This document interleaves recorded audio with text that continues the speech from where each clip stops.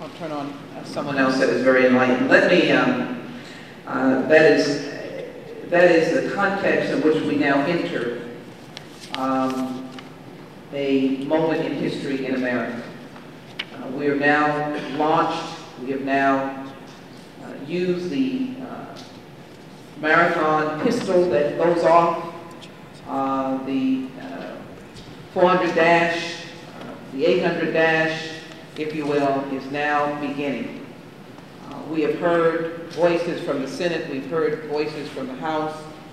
This hearing today, I believe, in what we will do with it, Congress people that were here, Congressman Fauntroy, will really be, in essence, the clarion call. It will be the calls of generals who often took this nation into battles that had a high moral calling. And so many of us studied those battles and recognized them. Earlier today, I used Vietnam in order to make sure that it is characterized correctly for our listening audience.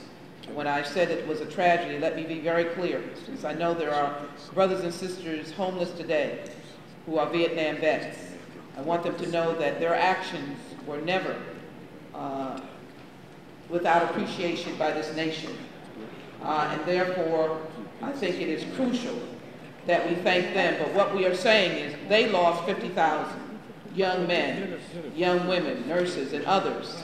I want America to know that Vietnam was now still the longest war we ever had. We are losing 45,000 people every year. This is a life and death crisis.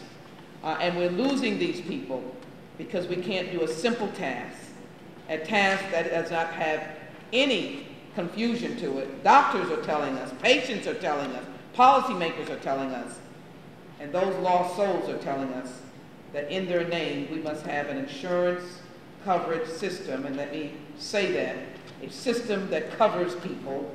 The word insurance has been adopted, but it is to ensure that others of all walks of life, the Browns, your son Eric, the witnesses that have been here, this wonderful mother whose children now are orphaned, and others who can't tell their story, wonderful doctors who just simply want to ply their trade to save lives. What about the oath you take? To save lives.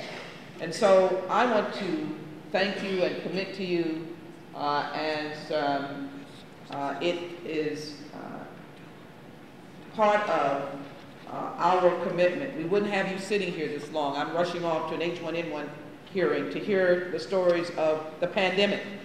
And I will sit in that hearing frightened because I am not comfortable that I have all the resources in this nation to be able to have the necessary physicians and public health officials and right places for people to go, or that I will be able to draw out people who are probably in their apartments suffering with H1N1 because they can't go to a doctor, just like the person who was in my front page of my newspaper, 33 years old, who stayed in his apartment for 1 year. He is now dead, 1 week.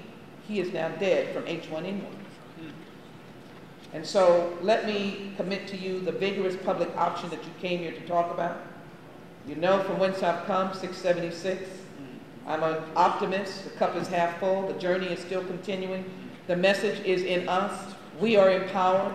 I believe in Dr. Martin Luther King. He was a modern-day prophet. And his journey continues in all of us. He saw that mountaintop. I heard him say it on April 3rd, 1968. I've never forgotten it. And he said that he would not get to the promised land, but he would get there someday. I am delighted now because I feel that we are on that journey, and as you listen to this debate, and it's still ongoing, it's going to be intense. They're battling here, one for one. It's 1 minute, it's 1 minute, and the conversation is unbelievable, but we're in this room with a plan. That's right. So I hope that you all will get this plan, the thousands of students, 62,000, all of your doctors. We're going to consult. We may need you converging on this hill in the next week or so. We don't know.